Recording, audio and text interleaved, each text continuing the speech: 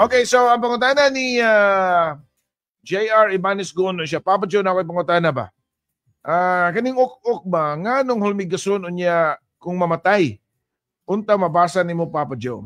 Well, actually, basin og walang masayo sa ning uban kay gatuo sila nga ang trabaho ras hulmigas kay mamaak ba?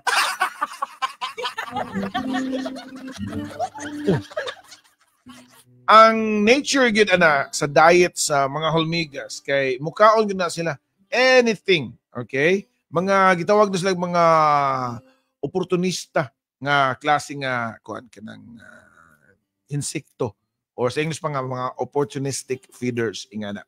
So kaon na sila bisag unsa. Yan. So apil na gani mismo ang kagalingon nga patay nga klase nga hulmigas gani. Uban pa nga mga patay nga insekto or mga dead animals, ingana, pati pa kay prutas, yan, mga utanon. Ingana na sila niya, nindot sa na nila, kung nakabantayan mo. Basta, nanas na mga pagkaon, ilan ng tigumon.